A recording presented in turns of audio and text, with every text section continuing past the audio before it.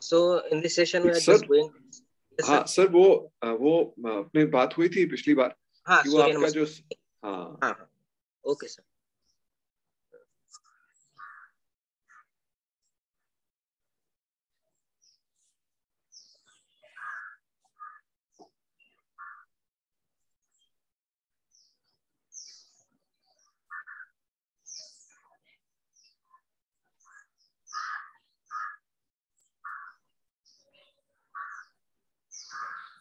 Sir screen पे article दिख रहा है? नहीं, वो तो पुरानी पीपीटी दिख रही है।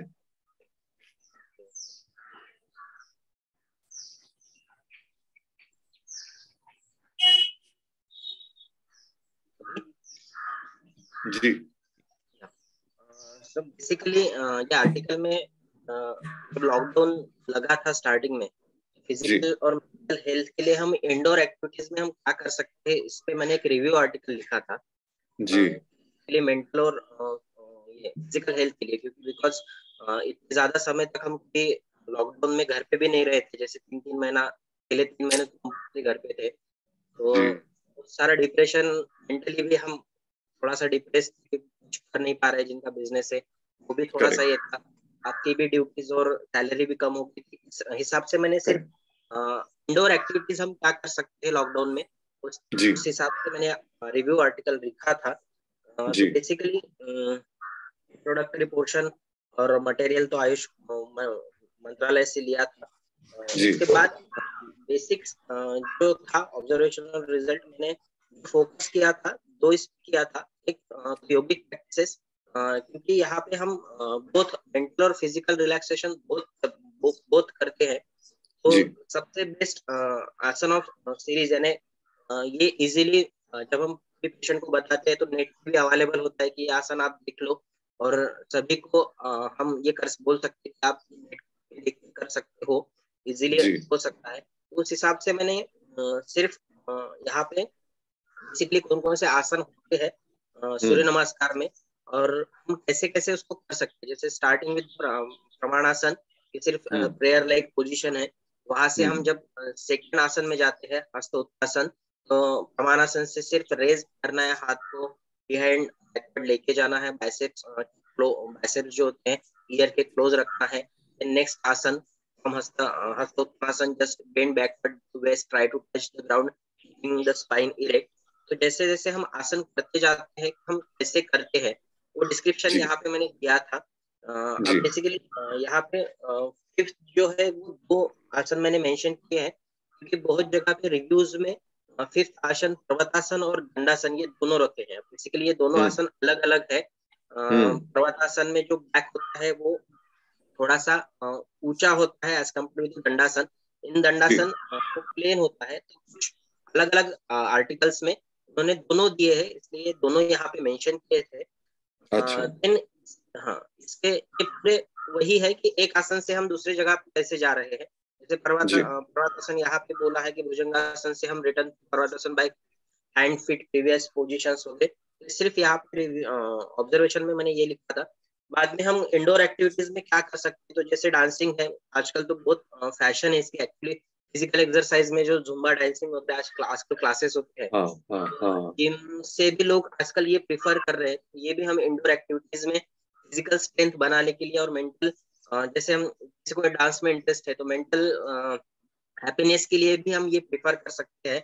उसके बाद क्लीनिंग, ये भी एक अच्छी एक्सरसाइज होती है। बेसिकली बहुत बार मैंने पुराने जमाने में ये वो बोला जाता था, जैसे प्रेग्नेंट लेडी है कि आप 7वें महीने तक घर साफ कर सकते हो, फ्लोर हाँ को साफ रख सकते हो, ये भी बहुत अच्छी एक्सरसाइज होती है। बेसिकली क्लीनिंग घर डे टू डे एक्टिविटीज होती है, क्योंकि आजकल कैसे होती है, हर जगह हर हर इसके लिए हमने घर पे काम करने के लिए कोई ना कोई रखा है, ये जी काम नहीं होते, इसलिए ये भी एक्सरसाइज नहीं होती है। तो ये भी बहुत फिजिकल और मेंटल में हेल्प करती है। नेक्स्ट वन गार्डनिंग ऑल्सो, इसमें भी लॉट्स ऑफ हम्म एनर्जी लगती है कि जब हम गार्डनिंग करते हैं, सिर्फ कोई खड्डा ये करना है, करना है, किसी प्लांट को लगाना है, ये भी एक्सरसाइज पॉइंट ऑफ व्यू है जो हम घर बैठे कर सकते हैं। तो ये भी मैंने लिखा हम्म था।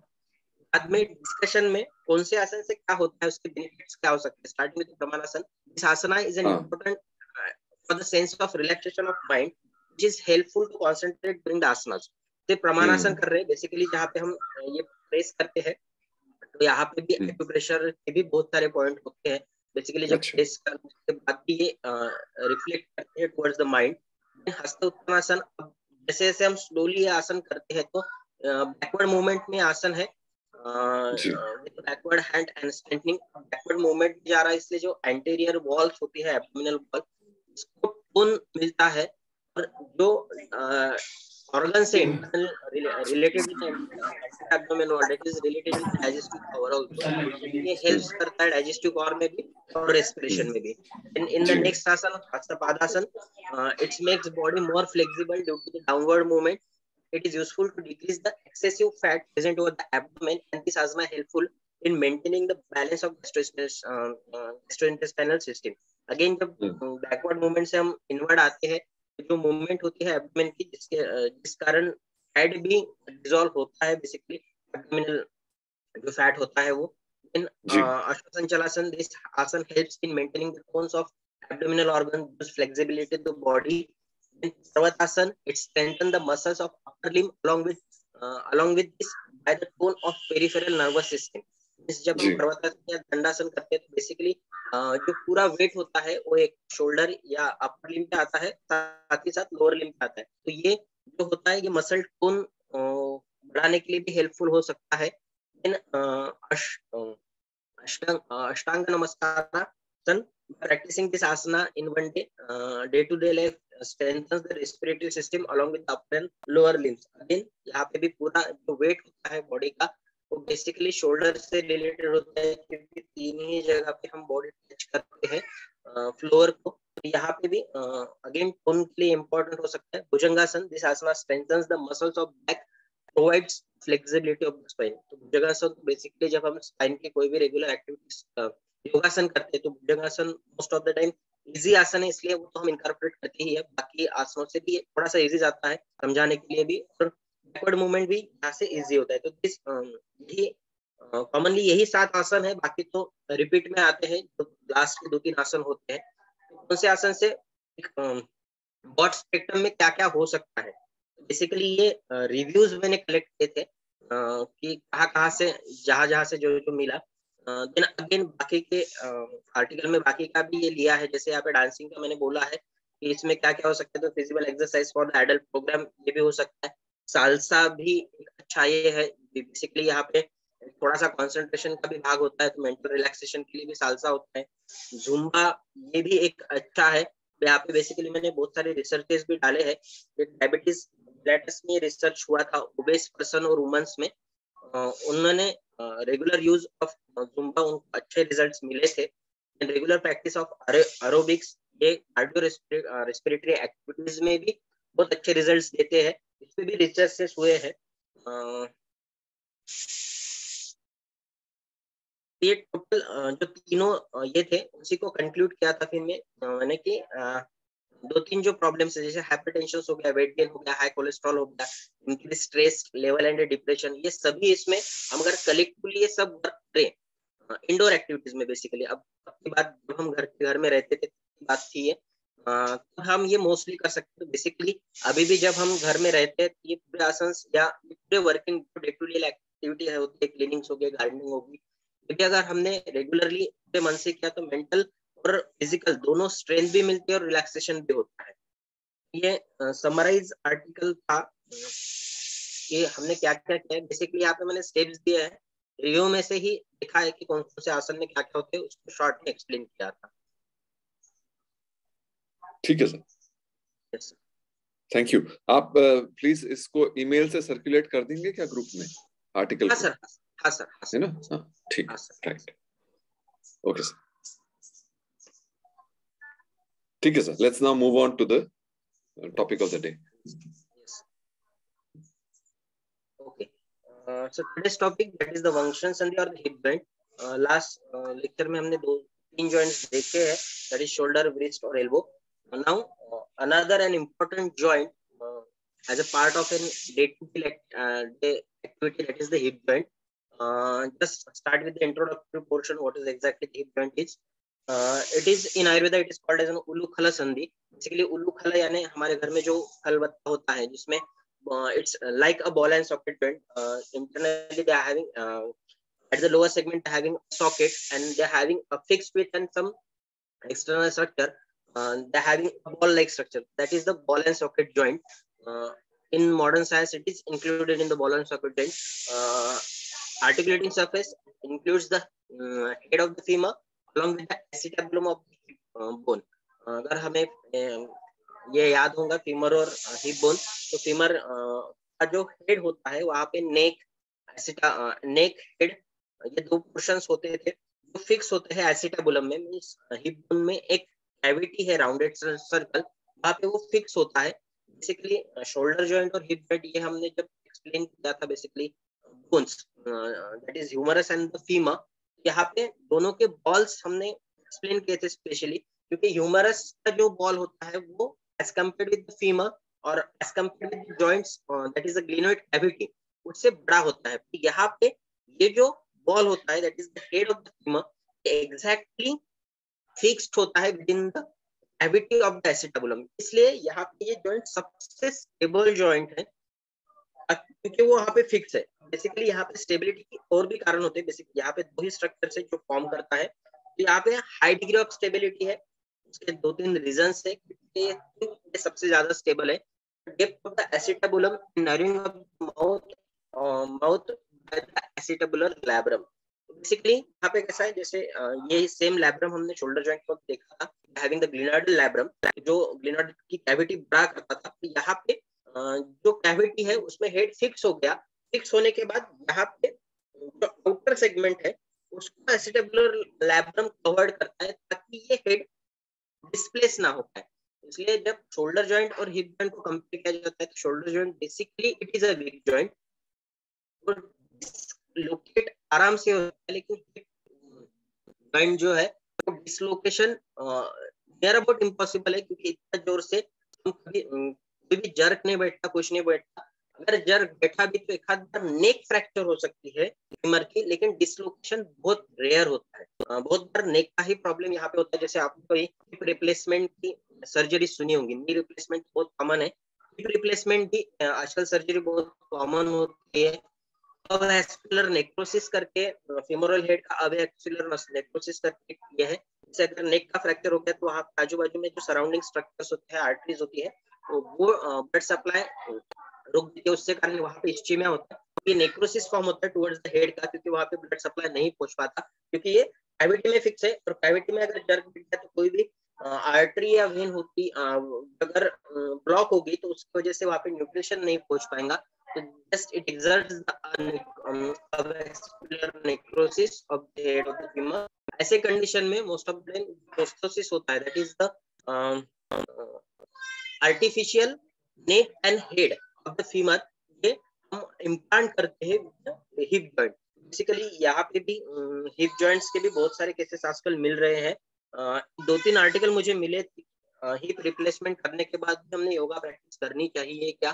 Basically yoga practice it is not a part of an allopathic science, तो वो बहुत बार प्रिस्क्राइब भी नहीं करती. इसलिए इसका कोई जनरल स्टेटमेंट नहीं है कि हमने कौन सा योगा करना चाहिए कौन सा नहीं करना चाहिए इस डिसीज में. तो उन्होंने एक आर्टिकल मुझे मिला सबसे लास्ट में, मैंने उसकी लिंक दी है. तो उन्होंने स्टडी की थी कि हिप रिप्लेसमेंट होने के बाद जिन किसी ने योगा किया है उसमें कुछ कॉम्प्लिकेशंस मिले हैं क्या. तो उनको 2 कॉम्प्लिकेशंस मिले थे कि वो प्रॉपर्ली योगा नहीं कर रहे थे. इस कारण जो रिप्लेसमेंट के बाद योगा कर रहे हैं उसमें जो उन्होंने डिसलोकेशंस देखे हैं. तो ये उन्होंने भी स्टार्टिंग में एब्स्ट्रैक्ट में सीधा सीधा लिखा है कि इसमें ज्यादा स्टडी हुई नहीं है, कोई प्रोटोकॉल इन्होंने दिया नहीं है कि हम कौन सा योगा कर सकते हैं. तो बेसिकली कोई भी डिसीज के लिए कोई भी प्रोटोकॉल नहीं पब्लिश है कि हम इस डिसीज के लिए ये योगा करना चाहिए क्योंकि ये साइंस एलोपैथी के साथ मर्ज नहीं हो अभी तक एज सच मर्ज नहीं हुआ है. So basically what is the 2 ये स्टेबल है. तो first one that is the depth, second tension and strength of the ligaments. यहाँ पे पूरा वेट जो बॉडी का होता है सबसे पहले तो ankle joint, then knee joint and then it's transfers to the hip joint. ठीक है, सबसे ज्यादा वेट बेयरिंग जॉइंट्स हम कंपेयर करते हैं it's related with the knee joint. particularly with the ankle joint, because ankle in ankle joint they having a horizontal horizontal postures along with the floor, इसलिए वहां पे वेट डिस्ट्रीब्यूट होता है towards complete foot. But जब वो knee joint के लिए transfer होता है, नी जॉइंट को ट्रांसफर होता है, तो it's just control by two bones, that is the femur and the tibia. जो कॉन्डाइल्स होते हो दोनों के बीच के, वही वो बेयर करता है। Then it transfers to the hip joint. Hip joint के लिए ट्रांसफर करने से पहले ही that femur is the longest and strongest bone of the body. Bone strong होने के कारण वो जो वेट कैरिंग कैपेसिटी होती है हिप जॉइंट की, along with the number of muscles which are present in three compartments of the thigh, that is the medial, lateral, medial anterior and the posterior compartment of the thigh, पूरा pressure divert करते हैं towards the hip joints, towards the pelvis।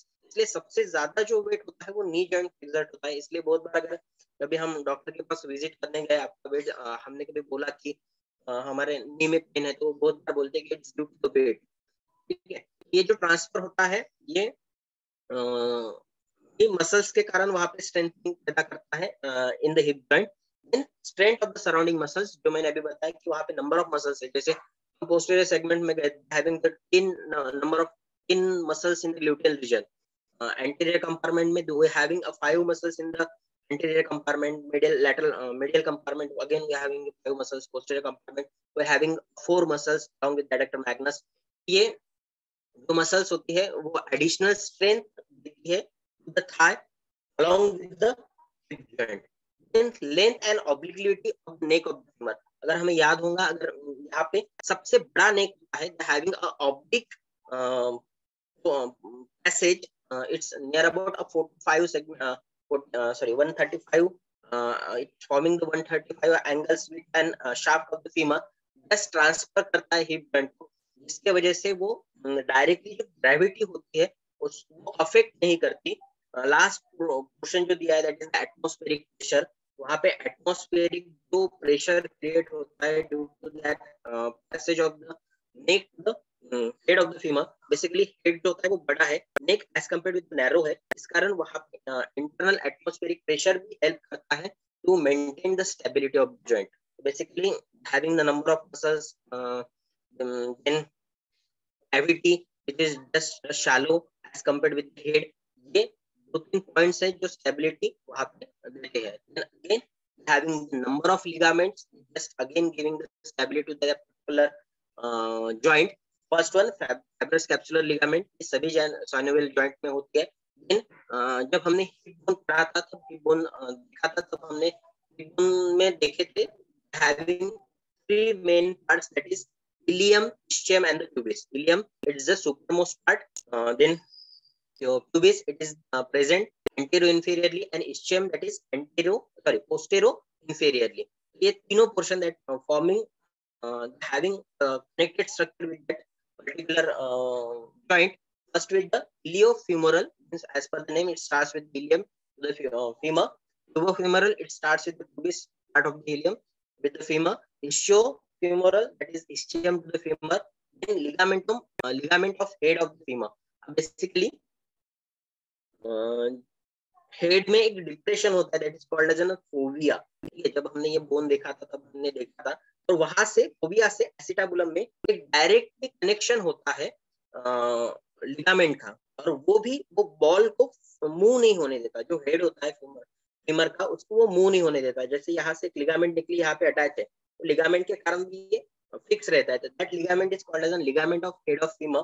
Then acetabulum labrum, जो acetabulum में ये fix हुआ, ये fix होने के बाद जो सराउंडेड स्ट्रक्चर होता है एसिटाबुलम का, ये वाला, यहाँ पे लैब्रम अटैच होता है, that is called as an acetabular labrum.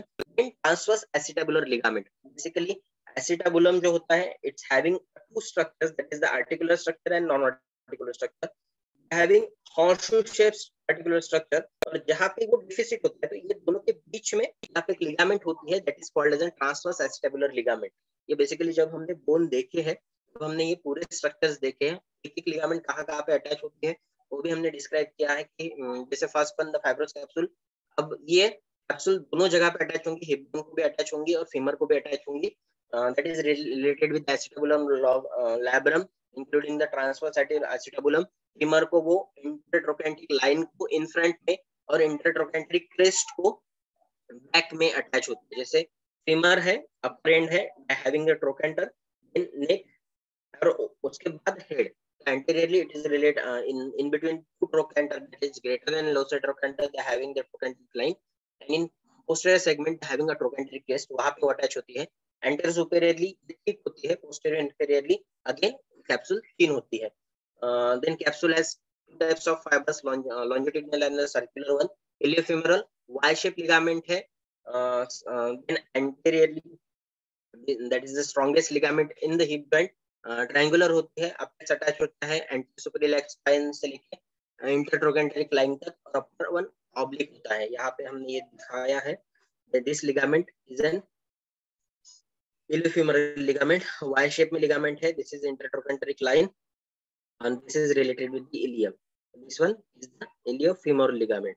then again next one that is the pubofemoral ligament, ये anterior portion में जो pubic symphysis है उसके ऊपर जो crest होती है, crest वहां पे वो अटैच होते हैं, that is the pubofemoral ligament।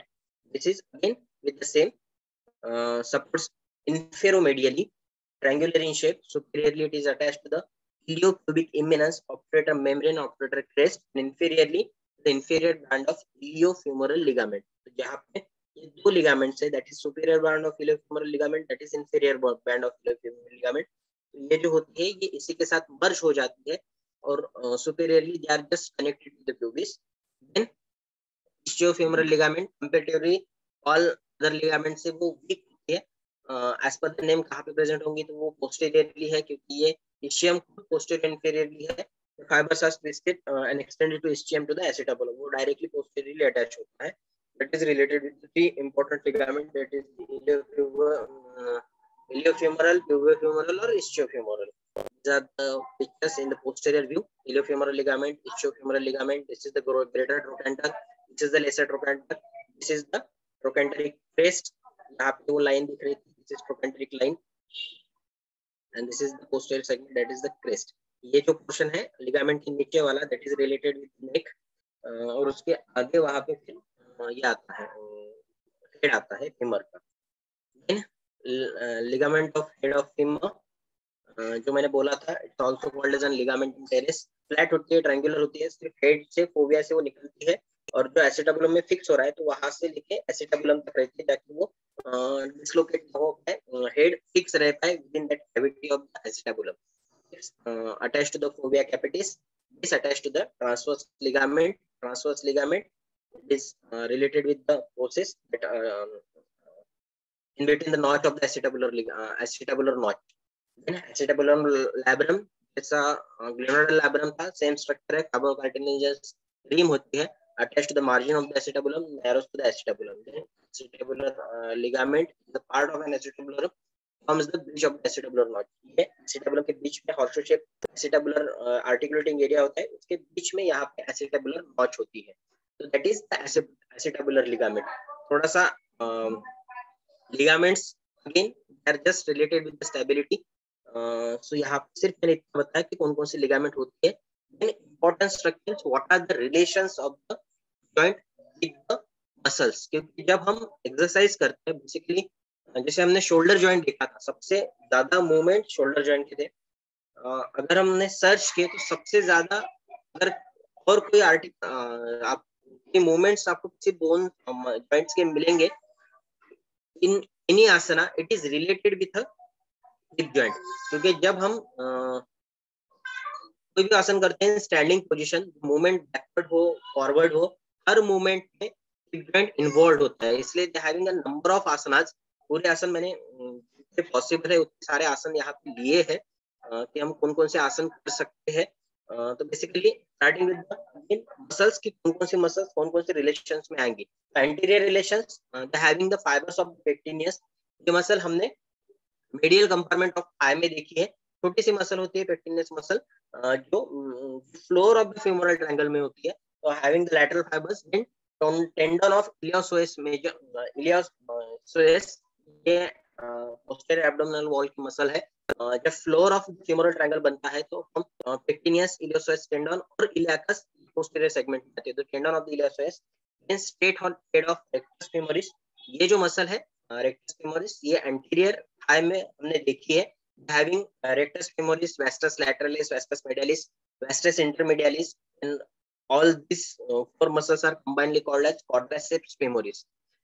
Then muscle के साथ साथ यहाँ पे रिलेशंस में हमने देखे, that is the femoral when, femoral artery and the femoral nerve. जब फेमोरल ट्रायंगल हमने बायोलॉजी के वक्त दिखा था, तो ये पूरा पोर्शन थाई के एंटीरियर ही है। अगर थाई में आपने थाई में एंटीरियर सुपीरियर लेग्स नीचे आप अगर प्रेस करके देखोगे फिंगर्स को, तो फिंगर प्रेस करने के बाद आपको ये पल्सेशन फील होगा, that is related with when.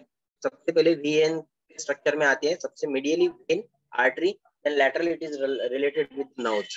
So they having place in the anterior relations. I just shown over here.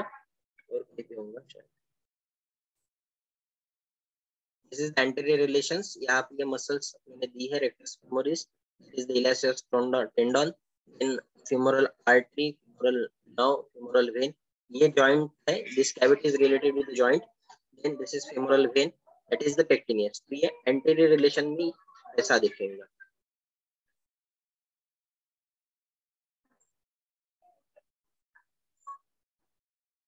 Colour picture से वही है, वेन, आर्टरीज, नर्व्स, यहाँ पे नाम थोड़े से यहाँ है। उसके बाद ये कैविटी मैंने बोला था, this is the neck of the femur, this is the head, और यहाँ पे छोटे से यहाँ पे लिगामेंट होते हैं, that is the femoral head ligaments जो अटैच होते हैं with in the acetabulum, this is the acetabulum, this is the head, और यहाँ पे बाहर लैबरम अटैच होता है ये पोर्शन में। सो ये नेक है, नेक 3.7 सेंटीमीटर बड़ा होता है। इतना बड़ा नेक और किसी भी बोन में नहीं है, ये हमने बोन के एडिशनल इसमें देखा था। Then posterior relation, posterior in the sense of only the joint, ठीक है। तो यहाँ पे obturator externus covered by the quadratus femoris. तो basically obturator externus is the muscle related with the gluteal region, and quadratus femoris, it is related with the posterior segment of the thigh. Quadratus femoris, posterior segment of the thigh, but it is also included in the gluteal region. Gluteal region की जो 10 muscle है, तो यहाँ पे quadratus femoris जो है quadrangular muscles है जो trochanteric crest होती है वहां से निकलती है, just related with the hip bone, ठीक है, quadrangular shape, it is both muscles are related with the gluteal region muscles. Then operator internus and the gemelli, again both of these are related with the gluteal muscles. Gemella, they having two muscles, that is superior gemella and the inferior gemella. Then piriformis, then related with the same. Then sciatic nerve is one of the important structure related with the hip joint. तो posterior segment है, ठीक है। यही पे जो sciatic nerve greater sciatic nerve से बाहर निकलती है, तो within the greater trochanter and the head of the femur, it just go downward the thigh, और मोस्ट ऑफ द टाइम जब सियाटिका का प्रॉब्लम होता है यही नर्व वहां पे कॉम्प्रेस होती है। इसलिए कभी हम अगर बैक पेन के कारण कभी हम हॉस्पिटल गए होंगे तो बहुत बार डॉक्टर से बोलते हैं कि सिर्फ एक पैर उठा के दिखाइए, फिर दूसरा पैर उठा के दिखाइए, और फिर दोनों पैर एक साथ उठा के दिखाए। दैट जब हम सिंगल पैर रेस करते हैं, that is called as an SLR test, that is straight leg raised, means हम सुपाइन पोजीशन में है और सिर्फ एक लेग उठा रहे हैं। Having the normal structures, normally हम वो पूरा उठा सकते हैं। अगर कोई डिफॉर्मिटी रही, इंक्लूडिंग द ऑस्टियोआर्थराइटिस या लंबर पेन, लंबर से रिलेटेड भी कोई रीजन है या साइटिक है, तो ये मूवमेंट रेस्ट्रिक्ट होते हैं। मोस्टली 30 डिग्री से लेकर 70 डिग्री तक अगर आपको कुछ प्रॉब्लम है तो इसमें ही वो लेग रेज नहीं होता है। तो इसीलिए SLR test most of the time perform होती है अगर कोई आपको हिप से रिलेटेड एबनॉर्मिटी है कि नहीं आइडेंटिफाई करने के लिए। तो यहाँ पे साइटिक नर्व भी एक नर्व है, that is related with sciatica, में उसको गुडरसी बोला गया है।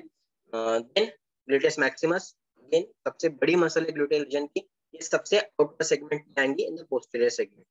यहाँ पे देखेंगे this is the maximus, this is medius, this is minimus. उसके बाद ये जो छोटी सी है that is piriformis, superior gemellus, inferior gemellus, then obturator internus. यहाँ पे दिस इज क्वाड्रेटस फेमोरिस, यहाँ पे ये साइटिक नर्व है। यहाँ पे देखेंगे this is maximus, this is medius, this is minimus, this is piriformis, ये जॉइंट है, उसके पीछे यहाँ पे सुपीरियर जेमिला है, दिस इज इंफीरियर जेमिला है, this is obturator internus, this is sciatic nerve, और यहाँ पे हैमस्ट्रिंग मसल्स का बेसिकली जो स्टिल ट्यूबरोसिटी होती है वहाँ पे हैमस्ट्रिंग मसल्स स्टार्ट होती है, ठीक है, पोस्टीरियर इंफीरियर ही आएंगी, and this is quadratus femoris, ये complete muscles they are just placed in the posterior relation of the hip joint. Then superior relations, reflected head of rectus femoris covered by the gluteus minimus. Again ये pictures में वो clear होंगी. This is the superior one.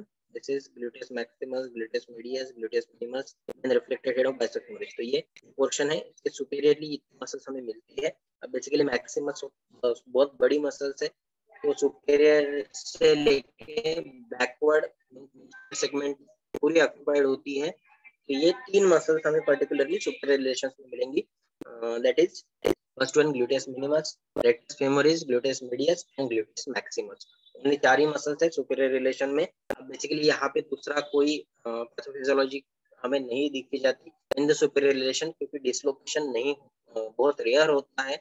कुछ problem भी रहा तो वो inferior segments में जाता है, कि ये जो नर्व्स ट्रांसफर हो गया या वेस्कुलर नेक्रोसिस हो गया, तो नेक्रोसिस में भी ब्लड सप्लाई स्टॉप होने के कारण हेड से रिलेटेड पोर्शन में आता है. तो ये मसल्स में मोस्ट ऑफ द टाइम हमें कुछ नहीं मिलता. हाँ, क्लिनिकल कंडीशन में gluteus maximus along with iliotibial tract तो लैटरली प्रेजेंट होते हैं इन द ग्लूटेल रीजन. तो हम जब स्टैंड करते हैं तो ये कंप्लीट ट्रैक्ट होता है, tensor fasciae latae and the gluteus maximus जो इलियोटिबल ट्रैक्ट बनाता है, जो अटैच होता है lateral to the tibia.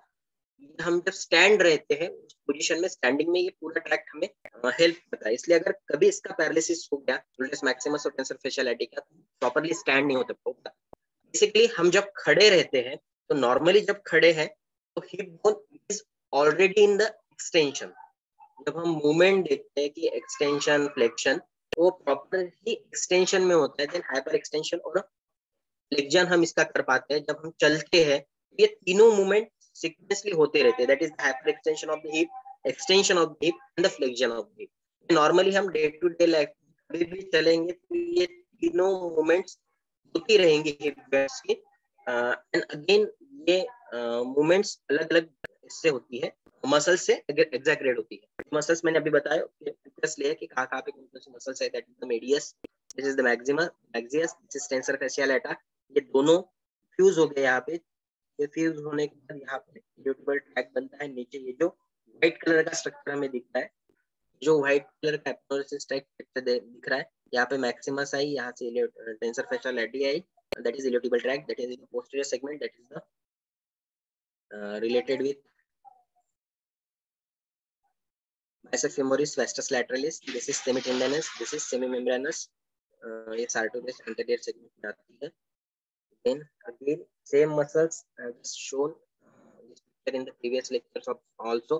When we are discussing about gluteal muscles, this is the medius. Medius cut करने के बाद this is minimus, this is piriformis, superior gemella, inferior gemella, obturator internus का tendon. This is quadratus femoris जो हमने बोला था. This is ischial tuberosity, और ischial tuberosity से hamstring muscles होते हैं चारों. It's started with this ischial tuberosity, that is semitendinous, semimembranous, bicep femoris, and some fibers of the adductor magnus.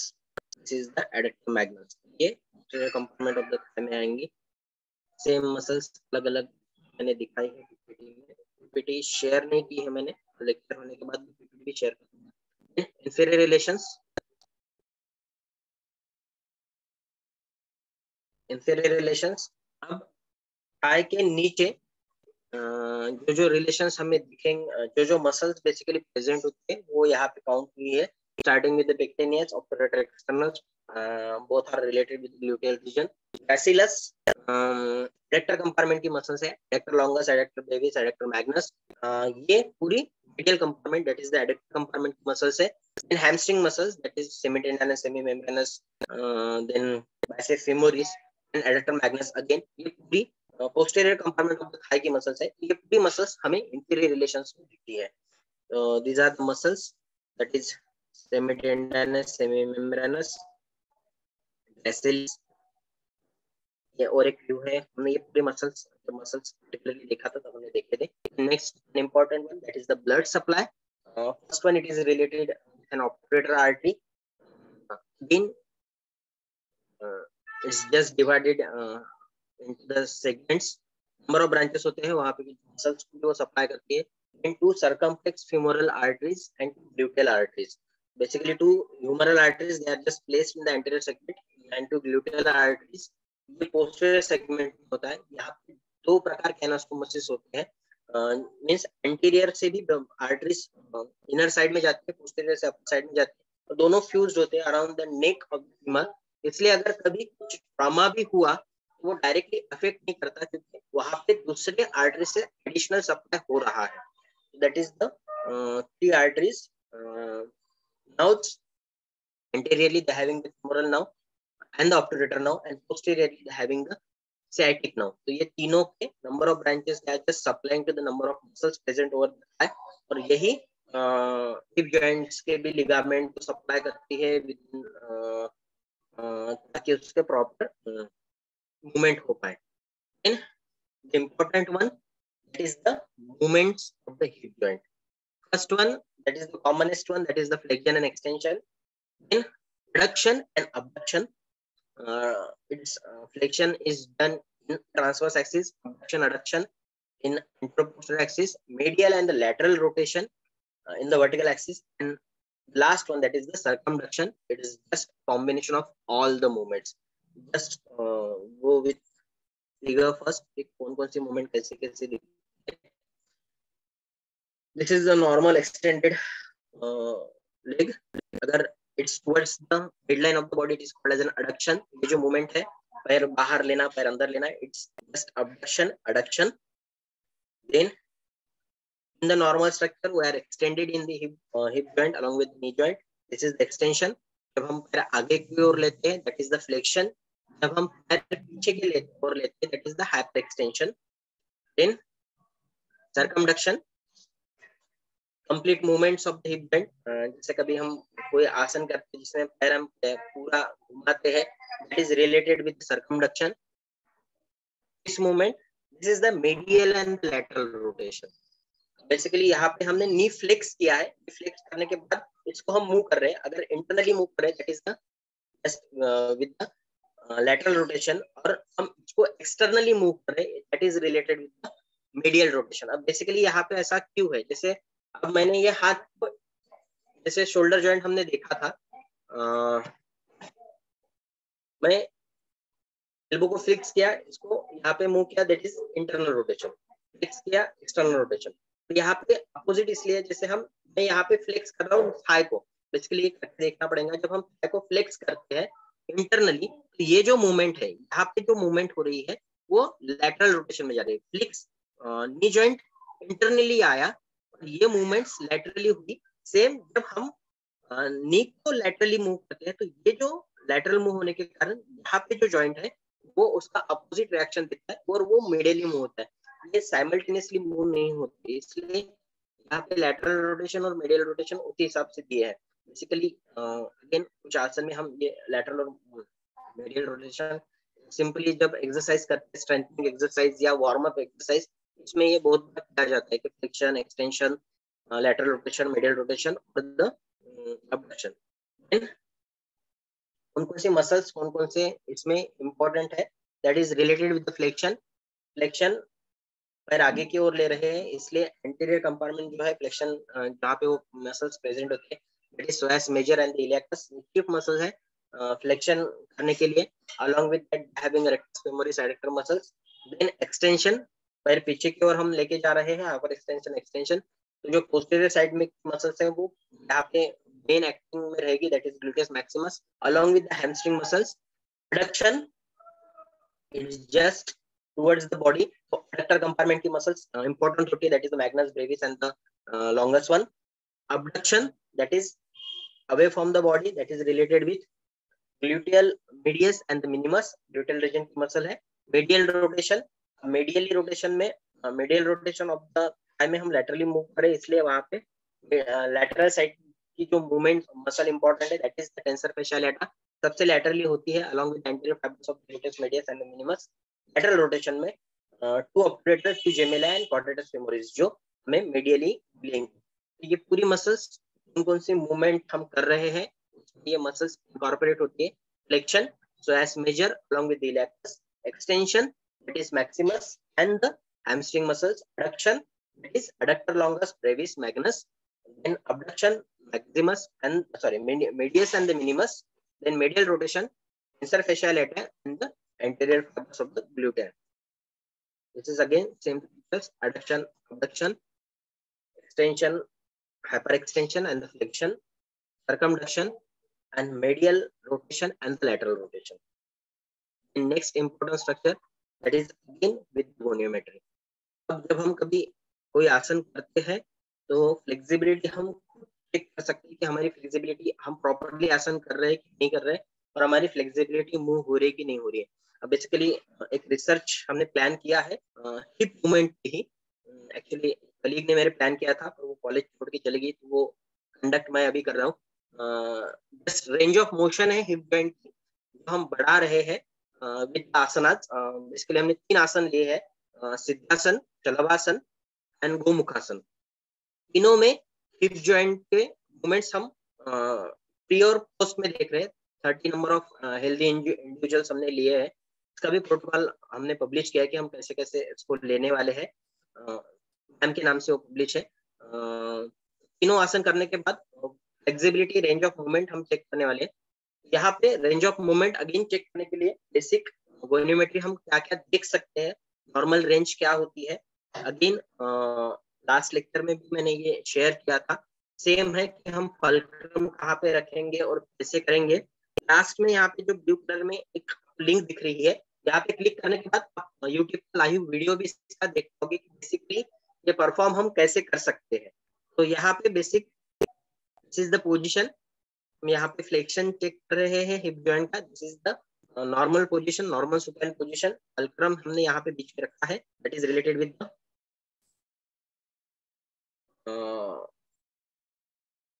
Hip joint, that is the greater trochanter. Femoral greater trochanter में हम axis location रखते हैं, stationary और parallel arm. Stationary arm it is related with the parallel to the trunk, movement arm parallel with the longitudinal axis of the femur along with the line. Normal range होते हैं it's 0 to 120 degree, it just like this. हमने यहाँ पे greater trochanter पे रखा, दोनों arm parallel रखे हैं बॉडी के। उसके बाद हिप जॉइंट को फ्लेक्स किया, फ्लेक्स करने के बाद जो स्टेशनरी आर्म सेम रहा पोजीशन में, मूवमेंट जो आर्म होता है वो हमने मूव किया अलोंग विद थाइज।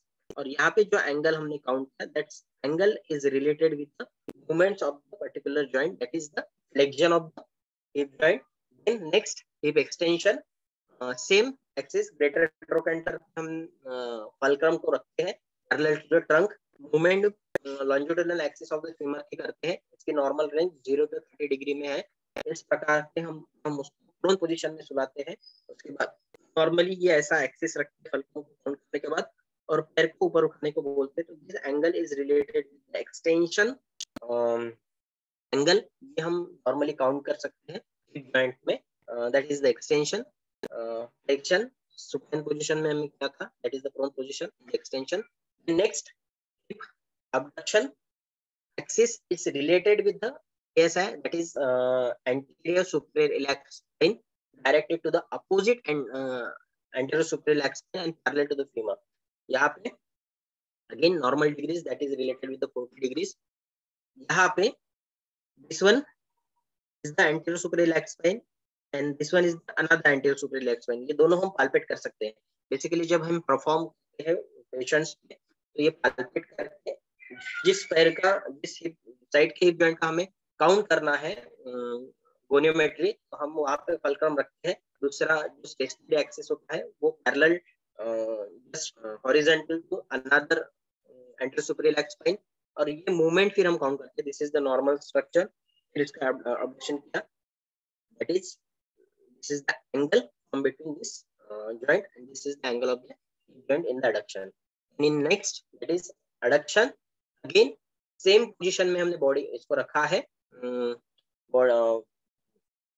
पेशेंट को, फुलक्रम भी सेम पोजीशन में है, सुपर एंटर सुपरइलियाक स्पाइन के एक जगह पे जो फिक्स्ड आर्म है वो हॉरिजॉन्टल स्ट्रक्चर है, और उसको फिर एडक्शन किया तो उस जॉइंट का, और उसका एंगल हमने काउंट किया। अब बेसिकली यहाँ पे दोनों ये मूवमेंट थोड़े से कम दिख रहे हैं। बेसिकली ये मूवमेंट करते वक्त इसको थोड़ा सा ये जो नॉर्मल जॉइंट होता है इसको हम अडक्ट करते हैं, उसके बाद ये काउंट करते हैं। This angle is related with adduction then with external rotation और इंटरनल रोटेशन। जैसे हमने बोला कि मूवमेंट्स लैटरल और मेडियल मूवमेंट्स यहाँ पे करनी है। यहाँ पे पर्टिकुलरली जो फल्क्रम रखा जाता है it is placed in a knee joint. हम एंगल काउंट कर रहे हैं हिप जॉइंट का, फल्क्रम हमने रखा है यहाँ पे नी जॉइंट पे। तो बेसिकली ये इसलिए है क्योंकि ये जो लाइन ऑफ एक्सिस होती है it is considered as a straight with patella. ठीक है, जो फीमर की एक्सिस है वो पटेला के साथ स्ट्रेट में आएंगी, इसके वजह से हमने ये पटेला पे रखा, और इसकी मूवमेंट फिर हम उस तरीके से करते हैं। जैसे हमने यहाँ पे एक्सटर्नल रोटेशन हमें काउंट करना है, तो एक्सटर्नल रोटेशन काउंट करते वक्त हम पैर इंटरनली मूव करेंगे, ताकि ये जो जॉइंट है आपको यहाँ पे प्रॉपर्ली दिख पा रहा है कि ये बाहर की तरफ हमें झुका हुआ दिख रहा है। ये जॉइंट इंटरली गया और ये बाहर की तरफ झुक रहा है, तो ये जो एंगल फॉर्म होगा it is related with an external angle of an hip joint. ठीक है, same that is the internal rotation. अब इंटरनल रोटेशन में fulcrum again it is placed in a patella, और फिर इसको हमने लैटरली मूव किया। अब ये लैटरली मूव होने के बाद कारण ये यहाँ पे इंटरनली मूव होगा विद इन द जॉइंट, तो यहाँ पे ये इंटरनल रोटेशन काउंट होगा, that is the internal rotation. Again her movement नीचे मैंने यहाँ पे लिंक दी है, ये सेम एक्सप्लेनेशन वहां पे आपको मिलेगा, उसके साथ इसका यूट्यूब पे वीडियो है, उन्होंने कैसे कैसे इसको काउंट किया है। हर इसमें नीचे मैंने वही के वही वहां पे लिंक दी है, physiopedia.com करके है, वहां पे उन्होंने with description with normal angle और उनका वीडियो तीनों वहां पे उन्होंने प्रॉपर्ली दिया है। This is about the goniometry and normal structure of the hip joint. हम इसके बाद आसन देखेंगे। वैसे तो नंबर ऑफ आसनास है कि जो हिप जॉइंट इन्वॉल्व होते हैं। ऑलमोस्ट स्टैंडिंग पोजीशन की कोई भी आसन हम backward movement, inward movement, lateral movement और मीडियल मूवमेंट कोई भी आसन करें हम ये मूवमेंट होती ही है, इसलिए हर आसन तो प्रैक्टिकली पॉसिबल नहीं है। फिर मैंने नंबर ऑफ आसन लिए हैं जो पर्टिकुलरली फोकस होते हैं with the hip joint. Again just go with one by one जो आसन मैंने कलेक्ट किए हैं। अगेन बहुत सारे आसनास है, starting with the first one that is the पैरलैंड, दैट इज द मलासन, ऑल्सो उत्कटासन भी बोलते हैं, मलासन भी बोला जाता है। ठीक है, इस पोजीशन में पर्टिकुलरली यहाँ पे हिप जॉइंट इन्वॉल्व है, that is also known as the malasan, requires to go all way down. This increases the range of motion of the hip joint. This also offers other benefits such as better knee flexibility, well-toned thighs, moreover to praise the gesture, joining your palms along with the purpose. Basically ये position जो है जैसे Indian toilet और western toilet, यहाँ पे भी हम ये कंपेयर कर सकते हैं जस्ट विद द सेम। जैसे हम वेस्टर्न टॉयलेट यूज कर रहे हैं तो वेस्टर्न टॉयलेट यूज करते वक्त सिर्फ नी फ्लेक्स होता है, ऐसे कंडीशन में हिप जॉइंट कोई भी प्रेशर नहीं आता। बेसिकली हिप जॉइंट अगर हमने थोड़ा सा भी फ्लेक्स किया, तो मैंने बोला था सोएस मेजर मसल है वो पोस्टीरियर एब्डोमेन वॉल से रिलेटेड है, वो भी उसका प्रेशर एक्सर्ट करती है द एब्डोमिनल वॉल, जिस कारण जो एब्डोमिनल प्रेशर क्रिएट होता है and it goes toward the sigmoid column और रेक्टम, तो वो प्रॉपर्ली मूव होता है। जब हम वेस्टर्न टॉयलेट्स यूज करते हैं तो बेसिकली ये पोर्शन पोजीशन मेंटेन नहीं होती, इसलिए बहुत बार भी कभी अगर कॉन्स्टिपेशन की तकलीफ है तो डॉक्टर ये पूछते हैं कि आप टॉयलेट कौन सा यूज कर रहे हो। यहाँ पे भी बहुत सारे टेक्निक्स अभी आए हैं, जैसे मॉडिफाइड वेस्टर्न टॉयलेट करके कंसेप्ट अभी रिसेंटली है, 2-3 इस पे हुए हैं, जिसमें वेस्टर्न टॉयलेट है उसके नीचे पैरों के पास वो बोलते हैं कि आप स्टूल लेके बैठिए। जब आप प्रॉपर्ली पैर स्टूल के ऊपर आएंगे यानी उसको पैर को थोड़ी सी हाइट मिलेंगी, ताकि ये तो फ्लेक्स है ही, साथ में हिप जॉइंट फ्लेक्स होता है। हिप जॉइंट फ्लेक्स हुआ तो थाई फ्लेक्स होगा, थाई फ्लेक्स होगा तो हमने ये देखा था थाई की फ्लैट मसल और एब्डोमेन की फ्लैट मसल ये कंटिन्यूएशन में होती है, तो ये एब्डोमेन प्रेशर क्रिएट करता है। तो बेसिकली जब इंडियन टॉयलेट्स यूज होते हैं तो ये एडिशनल सपोर्ट की जरूरत नहीं पड़ती,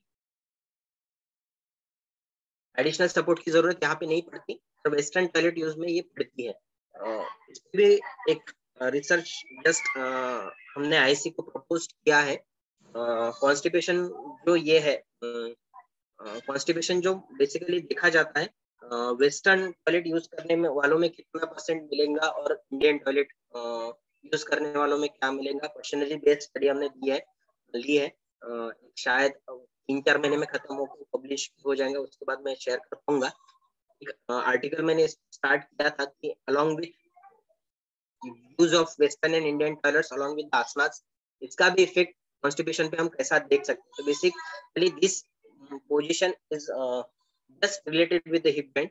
Next one, that is the frog pose. Again, it is the related with the मंडूकासन। अलग अलग एंगल से मंडूकासन की पोजीशंस मैंने दिए है। यहाँ पे इंटरनल रोटेशंस हिप बैंड का प्रॉपर्ली दिख रहा है। That is the frog pose. Pose requires to hold your hip off the floor against the gravitational pull. This resistance helps to the strengthening the muscles in your pelvis, makes them steadier and more stable. Additional by avoiding your spine arching, invertibly booster your back. Basically ये portion lateral movement के बाद back की muscles है laterally जा रही है, क्योंकि ग्लूटेल muscles है, दैट इज ग्लूटेस मैक्सिमस, मीडियस और मिनिमस, ये अटैच होती है इलियक क्रेस्ट को। और इलियक क्रेस्ट हमें याद आ रही होंगी तो इलियक क्रेस्ट की अपर साइड जो है वहां पे जो मसल्स अटैच होते हैं they are all related with back muscles. तो यहाँ पे बैक मसल्स के साथ ही हिप जॉइंट से रिलेटेड या ग्लूटेल से रिलेटेड मसल्स भी इन्वॉल्व होती है, इसलिए ये इफेक्ट दोनों साइड में हमें देती है। अगेन पूरा प्रेशर नी जॉइंट और एल्बो जॉइंट पे और शोल्डर जॉइंट पे है, इसलिए ये भी उनका भी टोन बढ़ाती है। That is also related with the hip joint movement. Half slip, that is the अर्ध हनुमानासन। अब यहाँ पे दोनों मूवमेंट्स हमें दिख रही है। एक हिप बैंड एक्सटेंशन में गया है, एक हिप बैंड फ्लेक्शन में गया है। तो ये भी particularly it is the movement related with the hip bend, that is besides of increasing the mobility of your hip bends, half splits are super effective to for your hamstring flexibility. This asana stretch your thighs muscles and get your legs to look well toned, since front foot in the front has an flex, and half splits also stretch your calves and improves the ankle mobility. Again जब हम सूर्य नमस्कार भी करते हैं तो यहाँ पे हस्त पिचलासन में भी पैर की मूवमेंट सेम होती है। एक एंटीरियर में फ्लेक्स हो रहा है, हाइपर एक्सटेंशन में हम पीछे लेके जा रहे हैं, तो यहाँ पे भी फ्लेक्सिबिलिटी बढ़ सकती है। Then next one, that is cross leg और forward fold, that is adhomukhasana, mukh sukhasana. Basically दिखने में ये बहुत इजी लगता है, प्रैक्टिकली अगर डे टू डे एक्टिविटी में हम कर रहे हैं तो प्रैक्टिकली पॉसिबल है। किसी को एब्डोमिनल गर्थ ज्यादा है, फैट ज्यादा है, में भी ये मूवमेंट नहीं हो पाती। इट्स एडिक्वेटली फ्लेक्सिबल है, फ्लेक्शन होता है, नी जॉइंट फ्लेक्सिबल है। Yes yes sorry to interrupt you. Yes sir. हाँ, तो वो अभी जो आपने जो पोस्चर का नाम लिया उसका स्लाइड दिख नहीं रहा है। आपने अधोमुख श्वानासन बोला, सुखासन बोला, समझ में नहीं आया। ये sir cross leg forward fold दिख रहा है सर आपको? We are seeing only the Malasan. हाँ, we are seeing only Malasan. Okay sir, okay sir. Wait a minute.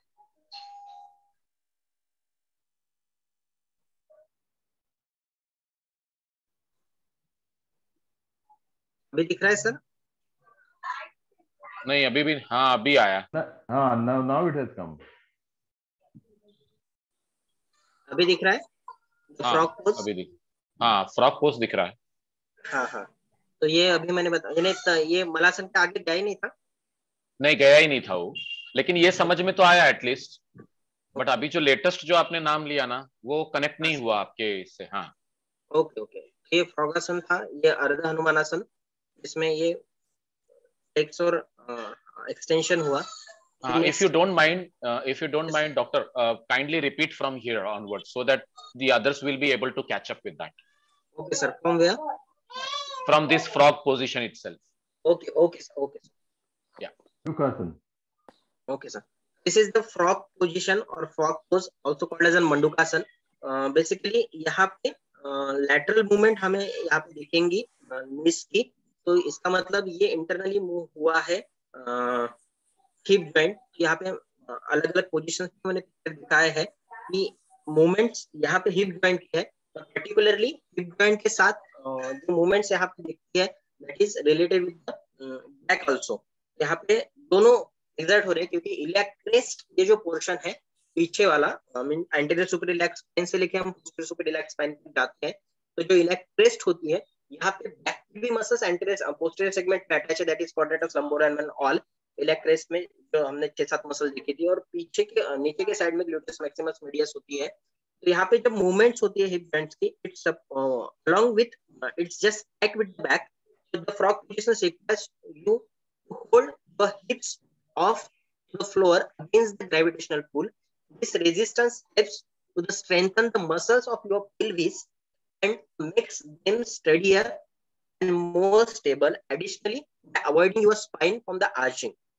ये दोनों जगह पे दोनों हम इसमें यूज कर सकते हैं। अगेन जब मंडूकासन में हम होते हैं तो यहाँ पे एल्बो में प्रेशर क्रिएट हो रहा है, हमारी बॉडी का प्रेशर आ रहा है, यहाँ पे नी जॉइंट पे प्रेशर आ रहा है, तो ये भी जो मसल टोन होती है थाई की, यहाँ पे एग्जर्ट करते वक्त थाई की इंटरनल मींस मीडियल साइड की जो मसल्स है that is related with medial adductor compartment along with the back muscles and the muscles related with arm, तो ये इनका भी टोन यहाँ से हम बढ़ा सकते हैं, that is the Mandukasana. Next half split that is अर्ध हनुमानासन। स्लाइड अभी चेंज की मैंने, अभी दिख रही है? नहीं दिख रही है, स्लाइड चेंज नहीं हो रही है।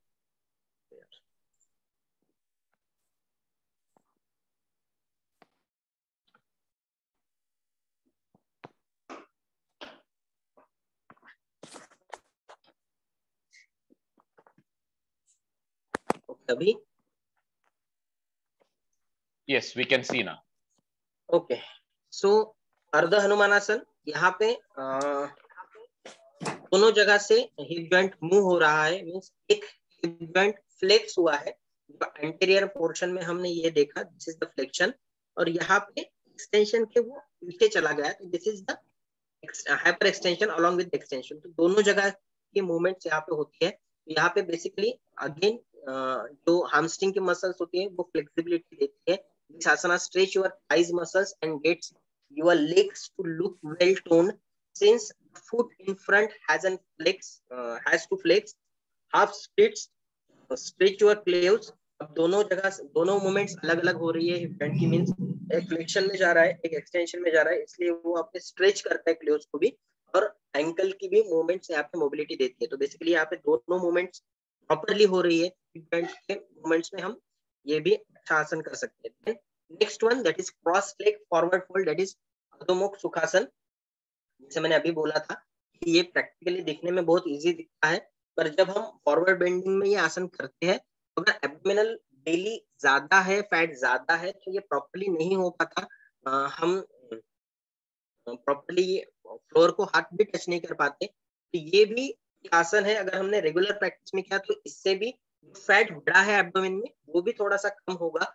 अलोंग विथ हिप मूवमेंट जो बैक की भी मसल्स है जो फॉरवर्ड बेंडिंग में इंपॉर्टेंट होती है, that is just surrounded muscles of vertebral column, ये भी यहाँ पे इंपॉर्टेंट होती है। Cross leg forward fold easily essential sitting cross leg with your upper body bend forward, this unfortunately is not very easy to just go in forward action. तो यहाँ पे flexion कैसे हो सकता है हिप जॉइंट का, this is the another asana. Then high lizard lunge utthan prishthasana, जैसे हमने ये बोला था कि हम जब सूर्य नमस्कार भी करते हैं तो उसके साथ भी ये आसन हम कंपेयर कर सकते हैं। तो यहाँ पे भी दोनों मूवमेंट्स हम हिप जॉइंट के देख सकते हैं, एक पैर फ्लेक्स हो रहा है और एक पैर एक्सटेंशन में जा रहा है, तो यहाँ पे भी क्लेव्स स्ट्रेंथन होता है, थाई के दोनों सेगमेंट्स में प्रेशर आता है, तो यहाँ पे भी थाई की जो मसल्स है वो स्ट्रेंथन हो सकती है। तो it just exercise strengthening your hip to their full extent, since you are supposed to be flank position. So while doing it, the core strength increases the sustainability. Yes, abdominal back activity helps to hold posture as long as the possible. Again, जैसे हमने बोला, मैंने पहले दिन जब हमने shoulder का ये लिया था, पर्टिकुलरली एक जॉइंट को लेके हम कोई आसन नहीं कर सकते, उसके साथ along with that कोई ना कोई मसल या कोई ना कोई स्ट्रक्चर जो होता है वो बॉडी का इन्वॉल्व होता ही है। पर्टिकुलरली यहाँ पे दोनों हम देख सकते हैं, फ्लेक्शन भी हो रहा है हिप जॉइंट पर, एक्सटेंशन भी हो रहा है। इन सुप्त कपोतासन, अब यहाँ पे भी आप देखोगे कि दोनों हिप जॉइंट का फ्लेक्शन हुआ है। अब फ्लेक्शन के साथ पोजीशन में आप देखोगे कि यहाँ पे उसने इंटरनल रोटेशन भी किया है, सॉरी नी जॉइंट का, इसलिए हिप जॉइंट है वो लैटरल रोटेशन में जाएगा। In supine pigeon pose, an excellent stretching exercise for the lower body. It works to multiply the muscles group. Slide दिख रही है ना? supine pigeon pose दिख रही है? हाँ बिल्कुल बिल्कुल। Yes, okay sir. तो ये besides building your knee strength stability, it opens the stiff muscles in your pelvis, increases the hip mobility in the process. तो हम ये भी एक आसन देख सकते हैं कि जिसमें मोबिलिटी बढ़ रही है हिप जॉइंट की। उसके बाद और एक आसन मुझे रिसर्च टेस्ट में मिला था, that is bridge position, that is सेतुबंध सर्वांगासन। यहाँ पे भी जो मूवमेंट है, नी जॉइंट फ्लेक्स हो रहा है, बैक को हम फॉरवर्ड मूवमेंट में लेके जा रहे हैं, तो ये जो मूवमेंट होती है तो स्लाइटली एक्सटेंशन टू फ्लेक्शन के मूवमेंट हम जाते हैं। जैसे नीचे बैठे, that is in the flexion state of an extension state of an hip joint, move कर रहे हैं ऊपर, that is related with flexion 1। तो यहाँ पे भी फ्लेक्शन हुआ, यहाँ पे एक्सटेंशन और फ्लेक्शन दोनों जगह से मूवमेंट होती है, अपवर्ड एंड डाउनवर्ड मूवमेंट, ये भी प्रेशर एग्जर्ट करता है टू द हिप जॉइंट। तो this is also related with in back की जो स्ट्रेंथनिंग होती है वो भी हम ये पोज ले सकते, that is bridge position, that is setubandhasana. Then next one, ये बहुत कॉमनली हमें देखा जाता है, अगर आप क्या का मुझे नहीं पता, पर हम जब कभी मॉर्निंग वॉक पे जाते हैं तो ओल्ड लेडीज जो होती है ये आसन बहुत बार करते हुए देखती है, दैट इज बद्ध कोणासन, कि वो दोनों जो होता है दोनों को ज्वाइन करते हैं, अंगूठे को लेके फिर मूवमेंट करते हैं हिप जॉइंट की। तो ये भी एक आसन है जिसमें मोबिलिटी जो होती है हिप जॉइंट की वो काफी बढ़ती है।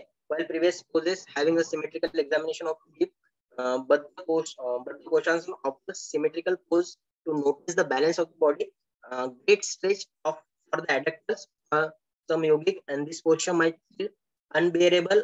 So starting with the Supta Baddha Konasan, recycling bound angle is recommended if your hips is really big. तो यहाँ पे जब हम मूवमेंट करते हैं तो एडक्टर कंपार्टमेंट की मूवमेंट मसल्स सबसे ज्यादा रिलैक्स होती है, और ये नॉर्मली कहीं पे भी बैठ के हम ये कर सकते हैं, इजी मूविंग आसन है, और बहुत बार हमने ये देखा है कि कोई भी आराम से कर पा रहा है। तो that is baddha konasana. Then this one is janu sirsasana. Again यहाँ पे एक मूवमेंट है, फ्लेक्स लैटरली गया है तो internal rotation of hip joint का एक साइड में हुआ, और दूसरे जगह पे वो एक्सटेंशन दे रहा है, जो यहाँ पे जो पैर जो स्ट्रेट है, that is the extended position of the hip joint. यहाँ पे ये लैटरल मूवमेंट दिया है नी जॉइंट पे, यहाँ पे समवॉट इंटरनल रोटेशन आएगा। तो ये आसन में भी दोनों जगह पे प्रेशर एक्सर्ट होता है, along with the hip bone, hip pelvic muscles पे भी प्रेशर एक्सर्ट होता है। और यहाँ पे दोनों मूवमेंट अलग अलग है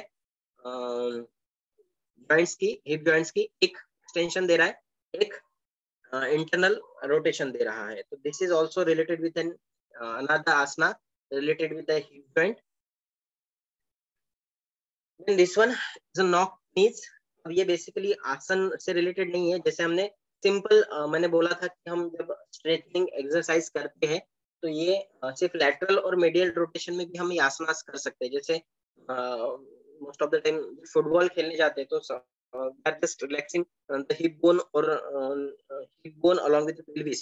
तो सुपाइन पोजीशन में सिर्फ सुपाइन पोजीशन में नी फ्लेक्स कीजिए और दोनों जगह पे नी को टर्न कीजिए, मींस इंटरनल रोटेशन और लैटरल रोटेशन। तो ऐसे कंडीशन में भी जो along with lower back और हिप जॉइंट। तो ये पेन हमें सप्रेस करता है। यहाँ पे स्ट्रेन भी होती है। बेसिकली लो बैक पेन अगर पेशेंट है तो हम ये आसन उनको सजेस्ट करते हैं इन सम एक्सटेंट। आप ये करके देखिए, मूवमेंट धीरे धीरे कीजिए, स्ट्रेंथ बढ़ाइए बैक की और लो बैक की, ताकि मूवमेंट हो हिप जॉइंट की। जब हम मूवमेंट करते हैं लैटरल टू मेडियल रोटेशन, वो स्ट्रेंथ देता है पेल्विक को और बैक को भी। तो लो बैक पेन में भी हम ये आसन बताते हैं कि आप अच्छे से कर पाओ। लास्ट आसन बेसिकली दिस इज आनंद बलासन, जो मेंशन किया था एक जगह पे मैंने ये दिखा। हैप्पी बेबी पोज बहुत बार हम देखते हैं, छोटे बच्चे उनके हाथ पैर ज्यादा फ्लेक्सिबल होते हैं वैसे। तो ये पैर ऊपर करके हाथ ऊपर करके, तो यहाँ पे अगेन हम देख सकते हैं कि फ्लेक्शन हुआ है हिप जॉइंट का। यहाँ पे बैक पे भी प्रेशर एग्जर्ट होता है, हैमस्ट्रिंग मसल पे भी प्रेशर एग्जर्ट होता है, और जब हम पैर ऊपर उठा रहे हैं उसको और हाथ से टच कर रहे हैं, एंटीरियर एब्डोमिनल वॉल पे भी प्रेशर एग्जर्ट होता है यहाँ पे। ये भी एक आसन है। प्रॉपरली फ्लेक्सिबिलिटी बॉडी की हमारी नहीं होती, per day to day activities में हम अगर करते रहे तो ये भी आसन हम इजीली कर पाएंगे। This is also related with the movement of the hip joint. एक आर्टिकल एक्चुअली मैंने देखे थे, that is related with hip joint pain along with low back pain. तो ये जो आसन है जो हम इजीली कर पाते हैं, तो यहाँ पे ये भी आसन हम बैक पेन में इजीली अगर कर पा रहे होंगे तो कर सकते हैं। तो basic start with this one. ये आसन हम अच्छे से कर पाते हैं, ये आसन हम कर पाते हैं। ये लो बैक किक और हिप जॉइंट में प्रॉपर्ली देखते हैं। उसके बाद एक सेक्शन मैंने देखा था जहाँ पे एंगर एक्सरसाइज करके उन्होंने एडिशनली हिप जॉइंट के मूवमेंट्स में हमने बताए थे। बेसिकली हम बाकी आसन में भी इसका यूज कर सकते हैं। जैसे अगेन सेम, बाकी कुछ नहीं, उन्होंने सिर्फ एड्स यूज किए हैं आसन करने के लिए। जैसे उत्थित त्रिकोणासन अगर प्रॉपरली हम नहीं कर पा रहे होंगे,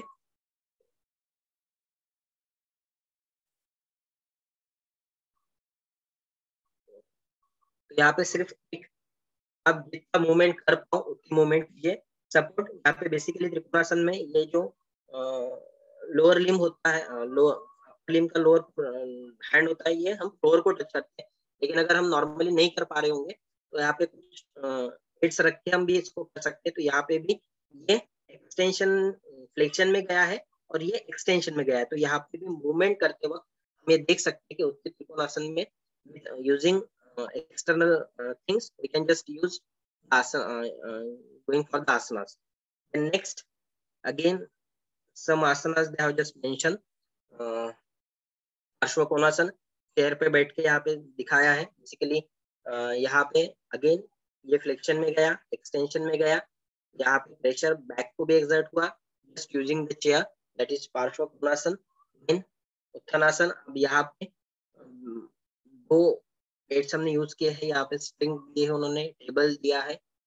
जो प्रॉपरली जैसे कोई बिगिनर्स है जिसको स्टार्ट करना है एक्सरसाइज और मैक्सिमम फ्लेक्सिबिलिटी हमें नहीं मिल रही, तो हम इस तरीके से भी इस आसन कर सकते हैं।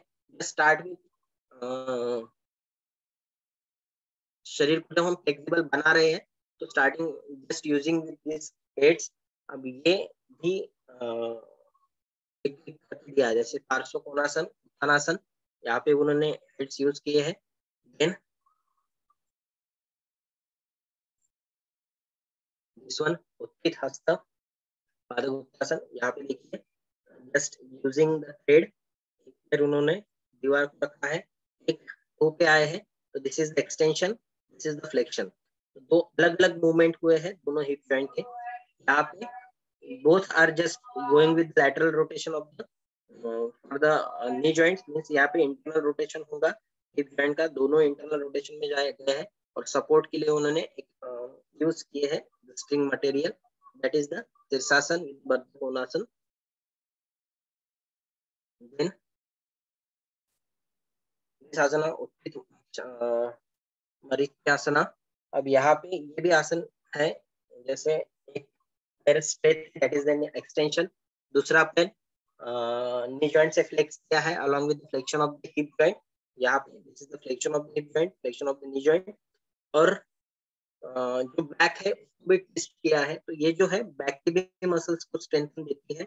यहाँ पे भी फ्लेक्शन हुआ है, यहाँ पे एक्सटेंशन हुआ है, तो दोनों movements along with pelvis movements, तो यहाँ पे ये भी मूवमेंट्स पेन रिलीफ के लिए ये भी आसन हम कर सकते हैं। देन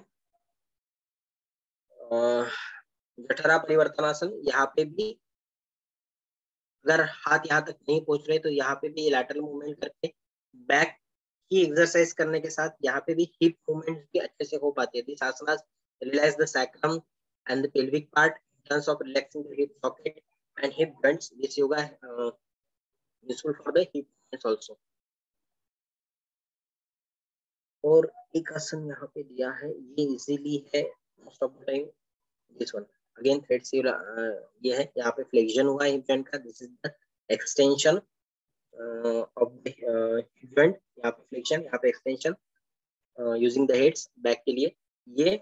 और एक आसन है that is again back straight होता है इसमें, this is the flexion of the hip joint, flexion of the knee joint and using the external materials. ये भी विश्रामासन में लेग रिलैक्सेशन में हम कर सकते हैं। नॉर्मली एक्सटेंड रहता है जॉइंट, बहुत देर अगर हम खड़े रहे, मोस्ट ऑफ द टाइम जिनकी बेली बड़ी है, एब्डोमिनल गर्थ ज्यादा है, अगर वो ज्यादा देर तक खड़े रहे तो उनको बैक पेन एग्जर्ट होता है, क्योंकि जो ग्रेविटी होती है बॉडी की वो एंटीरियरली शिफ्ट हो जाती है ऐसे कंडीशन में। तो ये जो आसन है विश्रामासन, ये उस कंडीशन में हम कर सकते हैं। Then normal dislocation, clinic dislocations related with joints ये नॉर्मली होते हैं, pulse disease, tender bug, stress positive injuries to sciatic nerve. This is all about today's lecture. Basically सिर्फ समराइज किए हैं जो जो आसन हम कर सकते हैं। नंबर ऑफ आसनास है, जितने आसन हम देखेंगे उतने में हिप जॉइंट ही इन्वॉल्व होता है। उसमें से कुछ आसन हम कॉमनली हिप जॉइंट के लिए कर सकते हैं, उतने ही मैंने यहाँ लिए थे। ये सिर्फ मुझे एडिशनली हिप जॉइंट पेन में मिला यूज ऑफ एक्सटर्नल एड्स, इसलिए ये भी मैंने यहाँ पे डाले थे कि हम कैसे कैसे इसको कर सकते हैं। This is all about the lecture. अगर हम इसको कुछ डिस्कस करना है तो हम भी कर सकते हैं। We have 10 minutes other.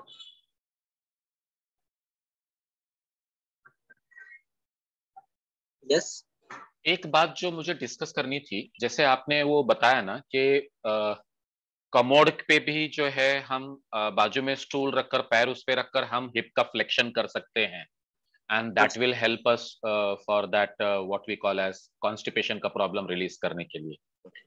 तो ये जब हम स्टूल रखकर जब हम पैरों को उठा लेते हैं ना डॉक्टर साहब, तो हमारी पीठ जो है मतलब ये एक्चुअल वो पीछे की तरफ चली जाती है या फिर वो ऐसे स्लाउच हो जाती है? हाँ, तो एक्चुअली सर स्लाउच ही करना है। बेसिकली एब्डोमिनल प्रेशर जब हम क्रिएट करते हैं, तो एब्डोमिनल प्रेशर क्रिएट करने के लिए बैक को फ्रंट मूवमेंट में यानी हिप जॉइंट फ्लेक्स करना है, जैसे हम नॉर्मली बैठ। हाँ sir, I agree your point. लेकिन कैसा होता है जब हमारे इंडियन स्टाइल के टॉयलेट में जब हम बैठते हैं ना, तो your body weight is exclusively on your feet. Yes sir, but when you do here on the English commode system, the body weight will come on your hip. Yeah. So even if you are lifting the feet and if the body weight is coming on the hip, it will not be serving good to your back. Maybe I am wrong also, but ये हमने experiment करके देखा हुआ है and it resulted in back pain. Okay. मैंने ये देखा नहीं, एक्चुअली एक आर्टिकल देखा था मॉडिफाइड वेस्टर्न करके, कि उन्होंने ये टेक्निक्स यूज किए हैं फॉर द कॉन्स्टिपेशन। और हमने ये और हमने क्या किया, इसको जो है ना हमारे फिजियोथेरेपी डिपार्टमेंट के साथ में हमने ये चीज को समझने की कोशिश की, but when we realise that that person who is keeping the hip on the floor और hip on the commode and trying to defecate in order by flexing the legs, it is not at all comfortable. In fact the more the weight comes on the feet, it is helpful. जितना आपका शरीर का भार अगर आपके पैरों पर आता है, तो जो हिप का जो फ्लेक्शन और जो एंगल बनता है, वो एंगल के अंदर जो है defecation will become easier also, and that person may overcome the problem of constipation. But if you are thinking that sitting on the hips, if you are going for it, then you may be causing injury to that person's lower back. Might be the back pain. Actually मैंने सर्वे study लिया है अभी एक, ऐसे के लिए propose किया है. कॉन्स्टिपेशन में मोस्ट ऑफ द टाइम ये देखा गया है कि जो वेस्टर्न टॉयलेट यूज करते हैं उनमें कॉन्स्टिपेशन देखा जाता है, क्योंकि जो एक्चुअल एंगल आता है रेक्टम का विद द सिगमोइड कोलन जहाँ से डेफिकेशन होता है वो प्रॉपर्ली मेंटेन नहीं हो पाता। Exactly, I agree. क्या तो वो एक ऑब्जर्वेशनल स्टडी मैंने अभी प्लान किया है। अब उसके रिजल्ट आने के बाद ये जो आप बोल रहे कि बैक पेन माइट भी एग्जैक्ट हो सकता है, वो सर्च मैंने नहीं किया एक बार। हाँ, और एक बात बताता हूँ, जैसे कि कुछ हमारे जो डॉक्टर्स लोग जो है ना, मतलब जिनका हर्निया का ऑपरेशन हो जाता है या फिर जिनकी जो है माइनर बैक सर्जरी वगैरह हो जाती है, उनके लिए स्टूल पास करना थोड़ा सा मुश्किल होता है। It is not easy for them to sit in the position and defecate, और स्टूल जो है कहीं ना कहीं जो है हार्ड भी हो जाता है, तो वो पास ऑन नहीं होता है। तो उनके लिए टॉयलेट में हमने क्या बताया कि you make the angle of the lower leg and the thigh right angle, थोड़ा सा ऐसा रहेगा चलेगा, लेकिन जो ऊपर की जो बॉडी है ना, वो बॉडी को आगे झुका दो आप। And there were proper handles fixed on the toilet walls, so that they are holding the handles and they are exerting some pressure, and this were more easier for them to pass on the stool rather than sitting on the commode and try to do it.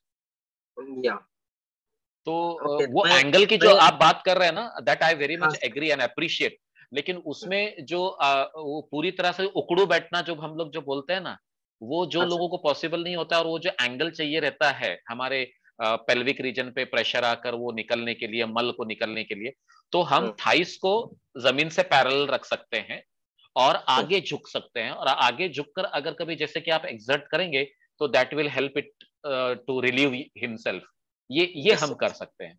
So this will be easier than putting the weight on the hip joint and trying to pass on the stool. या actually ये भी एक article देखा था मैंने कि उन्होंने ये किया और उसके वजह से कॉन्स्टिपेशन में उनको रिलीफ मिला। बेसिकली उन्होंने वो एक्सक्लूड किया होगा बैक पेन का, या साइड इफेक्ट उन्होंने एक्सक्लूड किए होंगे, या स्टडी उनका 3 महीने का या 4 महीने का ऐसा हुआ होगा, क्योंकि ये जो एग्जैक्ट होगा तो ये 2-3 महीने में 100% नहीं होगा। अगर वो लॉन्ग टर्म यूज कर रहे होंगे तो हो सकता है। तो उनके कंक्लूजन में वहां पे बैक पेन नहीं था, वो मेरे दिमाग में भी नहीं आया, क्योंकि वो अगर एग्जर्ट कर रहे हैं तो माइट हो सकता है 100% हो सकता है। क्योंकि जिनको कॉमोड के सिटिंग पोजीशन में अगर कभी स्टूल पास नहीं हो रहा है और हम उनको अगर कभी बोलेंगे कि आप पैर को ऊपर उठा लो, तो ideally they will be losing the balance of the body, because nobody is that much comfortable bye sitting on the hip joint. और कॉमोड के ऊपर ऐसा अरेंजमेंट होता नहीं है कि आप उसके ऊपर जो है हिप के ऊपर आप पैर को ऊपर उठा लो या फिर पैर को स्टूल पर रखो और पीछे टेका दे दो या बैक को स्लाउच करो, क्योंकि हैंड सपोर्ट भी जरूरी है। अगर आपको पीछे लुढ़कना नहीं है तो आपको कहीं ना कहीं एक हैंडल बनाकर दीवार पे लगाना है, जैसे usually we do for geriatrics for them to help them in the toilet. तो वो अगर कभी एक बार अगर कभी ऐसा तरीका अगर हम अपनाते हैं तो it will be helpful, but here we have to think. तो मुझे उसी टाइम पे बोलना था। हाँ बोलिए। स्लाउच नहीं करते तब एब्डोमेन में प्रेशर नहीं आता। अगर हम पीछे जाके बैठेंगे तो वो फिर से वही पोजीशन होगी, सेम पोजीशन होगी, वो प्रेशर क्रिएट नहीं होगा। इसलिए हमें स्लाउच तो करना ही है। और बेसिकली जब हम वेस्टर्न टॉयलेट में बैठते तो हम सीधा बैठते, मींस हमारा हिप जॉइंट भी नॉर्मल है एक्सटेंशन में, सिर्फ नी जॉइंट फ्लेक्शन में है। हम स्लाउच भी नहीं करते, हम नॉर्मली बैठने की कोशिश करते। तो ऐसे इसमें जो सिग्मॉइड कोलन और रेक्टम का एंगल होता है वो मैच नहीं होता, वो स्ट्रेट नहीं होता है। Exactly. So what you are saying, the idea coming around it is beautiful, but at the same time, when it comes to practical observation, which we have gone through, it is not practically observable. मतलब ये शायद western लोगों में अगर कभी हुआ होगा तो I don't know, but for Indian people, it may not be easily happening. We have to take note of that. Basically अगर हम इंडियन टॉयलेट यूज किया तो ऐसे भी बैक नहीं होता, कुछ भी नहीं होता है। That is the best way. पर अभी कैसे आदत हो गई वेस्टर्न टॉयलेट की, हम प्रॉपर्ली बैठ भी नहीं पाते इंडियन टॉयलेट में। ऐसा भी होता है कि उसकी वजह से भी आईज में भी प्रेशर क्रिएट एग्जर्ट होता है, उसमें लेग्स में होता है। इस कारण बहुत बार जिनको नी जॉइंट का प्रॉब्लम है, ऐसे कंडीशन में वो प्रॉपर्ली सिट भी नहीं कर पाते इन इंडियन टॉयलेट्स। अभी तो बहुत बार जिनका नी रिप्लेसमेंट हुआ है उनको तो डॉक्टर से बोलते कि आप वेस्टर्न टॉयलेट यूज करो। नहीं, this I am talking because of my experience, because this we had done almost, मैं ऐसे बोल सकता हूँ कि we did it in 2012-2013 ये आज से 9 साल पहले की बात बता रहा हूं मैं आपको। अच्छा अच्छा। क्योंकि पिछले 4-5 सालों में तो हमने कोई एक्सपेरिमेंट किया ही नहीं, और ये 2 साल तो लॉकडाउन में चले गए। तो वो ये इतनी पुरानी बात है, और वो मतलब जिस तरह से पेशेंट को किस तरह से हेल्प किया जाए, every time this things were understood and what kind of asanas can be given and what kind of things can be done. तो जो आपने आसन्स जो बताए, they are really very good. There are certain things which I also learn today. जो वो पैरों को split करके आपने जो फ्रॉक पोजीशन बताया, हमने जो फ्रॉक पोजीशन सीखा वो अलग ही है, मंडूकासन। अभी आज जो आपने जो मंडूकासन बताया, that was new for me, that was for the first time I have seen क्या इस तरह से भी मंडूकासन किया जा सकता है। तो ये भी हो सकता है सर, ये करने के बाद भी अगर बाकी कोई साइड इफेक्ट हो रहे होंगे वो भी हम हाँ, ऑब्जर्व कर सकते हैं। बिल्कुल करना ही चाहिए। सी नाउ सिंस यू हैव, मैं तो लिटरली बोलूंगा कि आज अमोल सर ने हमको ये सिखा दिया। So now tomorrow in my class it is going to happen, you see. And when it happens tomorrow in the class, I will be getting the feedback. या तो अप्रिसिएशन भी मिलता है और कुछ लोगों को तकलीफ भी होती है, तो both the things will come and that we will learn, you know. तो good idea, thank you very much for that. तो ज्यादा पता है सर मुझे, तो अभी अभी मैंने स्टार्ट किया है, ऐसा भी नहीं कि कुछ ये है। But I really appreciate that you included these things in your explanation about the hip joint, and it has really, clicked my thought